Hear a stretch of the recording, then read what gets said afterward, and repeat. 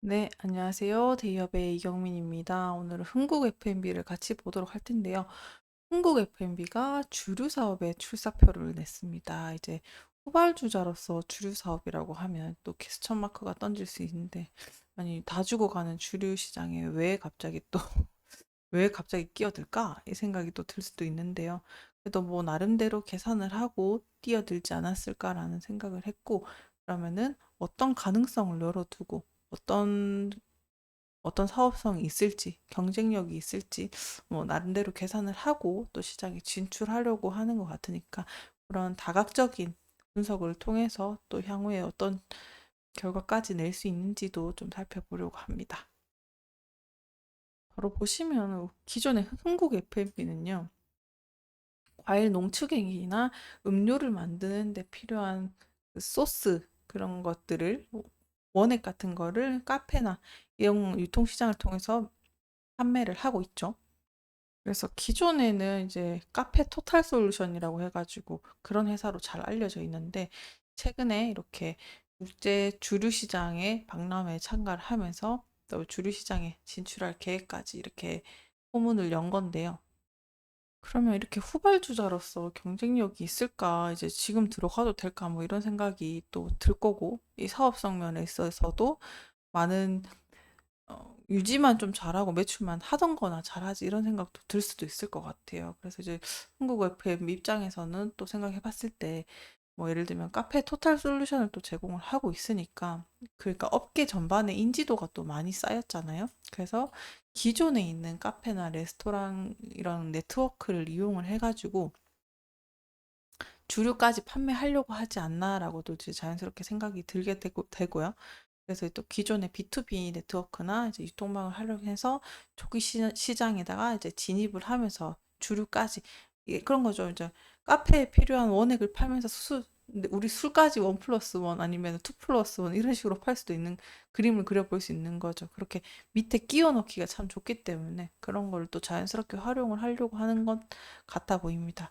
그래서 이제 기존의 한국 F&B는 과일 농축액이나 리얼베이스, 뭐 스키즈 주스 뭐 이런 것들로 이제 혁신적인 제품을 또 만들어내기도 했었죠. 그래서 이런 거에다가 살짝 얹어서 칵테일 베이스나 뭐 시럽 살짝 그 종목만 살짝 바뀌는 형태인 거죠. 그래서 무알콜 음료나 이런 것들을 충분히 반영을 해서 제품을 출시할 역량이 있기 때문에 또 예를 들면 뭐 이렇게 될 수도 있죠. 뭐 무알콜 스파클링 와인이나 뭐 웰빙 트렌드를 반영한 어떤 술, 뭐 이런 것들 충분히 이제 결합이 될 수 있는 요소가 많기 때문에 그런 쪽으로 가려고 하지 않을까라고도 생각이 듭니다. 그래서 이제 웰빙 트렌드에 맞춰서 뭐 무알콜 음료나 저알콜 음료 이런 것들의 수요가 또 증가하고 있으니까 그런 것들에 대해서 좀 집중 공략이 들어가지 않을까라고도 생각이 듭니다.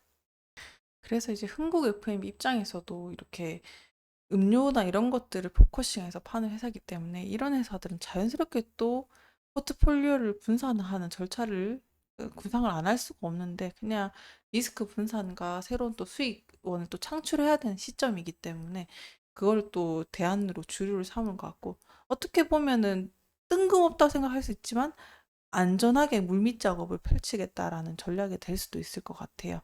그래서 리스크를 어떻게 시장 자체는 포화 상태이긴 하지만 또 기존에 갖고 있는 유통망이 깔려져 있는 거기 때문에 이게 폭발적인 증가까지는 뭐 제가 그릴 수는 없지만 그래도 조금씩이라도 모색을 할 수 있는 데는 충분히 여지가 있지 않을까라고도 생각이 듭니다.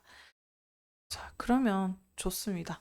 이제 주류 시장에 이제 폼을 열었고 들어갈 때 되면 아무래도 초기 비용이 또 많이 흔들릴 수 있겠죠. 또 한국 F&B 입장에서는 초기 비용들이 이제 들어가게 될 때 그런 것들 마케팅 비용이 들어갈 수 있고 그런 리스크들이 있기 때문에 그런 걸 감안해 주셔야 되고 또 말씀드렸던 경쟁 상황 자체는 이미 포하기 때문에 이 주류 시장은 이미 성숙한 시장이라고 볼 수 있습니다. 그래서 거기에 따라서 주류 제조업이나 이런 법규나 규제가 엄격하기 때문에 들어가는 진입장벽 또한 높아서 그걸 허들을 또 넘고 나면은 또 이제 포화 시장 자체가 있기 때문에 그런 제한이 분명히 시장성은 있다라고도 보여질 수 있지만 그런 것도 참고를 한번 해주시고 거기에 따라서 초기 비용이 또 많이 들어가게 되면 현금 흐름이나 부채 비율에 영향을 줄 수 있으니까 그런 것도 참고를 해주시면 좋을 것 같습니다.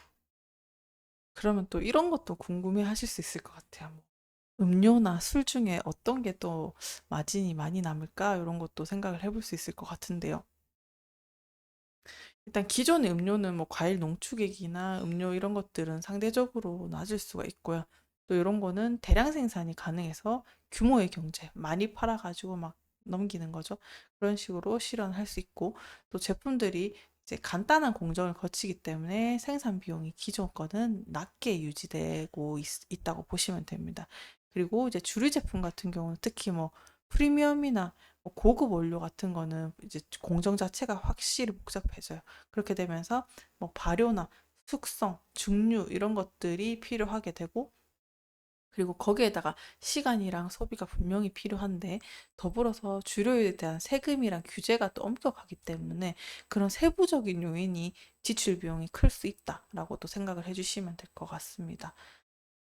그래서 이제 뭐 음료나 주류 같은 경우도 가격 결정이 되게 중요한데요. 이제 주류 제품 같은 경우에는 뭐 브랜드나 품질이나 뭐 희소성, 뭐 가격 결정력에 이제 그런 것들의 요소가 많이 크기 때문에, 특히 고급 주류 같은 경우는 높은 이윤의 마진을 가져올 수 있죠. 그래서 그 술도 양극화되듯이 소비자 가격을 이제 감수하고, 이제 비싸더라도 맛있고 고급지면 또 사람들이 고급 와인을 선호하고 하잖아요. 그렇기 때문에 그런 부분이 잘 먹힌다면 분명히 마진이 높을 요소는 있겠죠.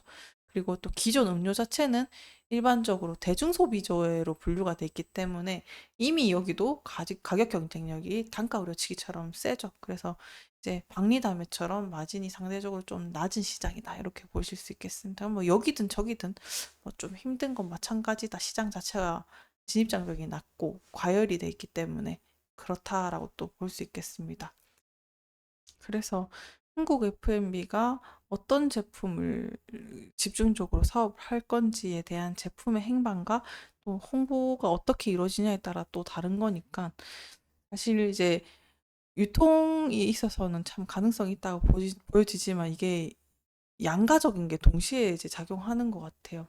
그래서 이 상황도 지켜봐야 될 것 같고, 또 주류 부분에 있어서 매출을 조금씩 조금씩 내주고 한다면은 또 최근에 올해 들어와서 계속 또 주춤주춤 하고 있는, 요때는 이제 K푸드니까 제외를 하고 요 박스권이라고 그냥 칠게요. 그러면은 이 주가의 움직임에 충분한 모멘텀이 될 수 있지 않을까라고 생각이 들고, 음, 진입장벽이 술 자체는 이미 과포하기 때문에 폭발적인 건 아니지만 그래도 이 안정성은 부여해 줄 수 있다라는 가능성을 열어두면서 오늘 정리를 하도록 하겠습니다. 오늘도 시청해 주셔서 감사합니다.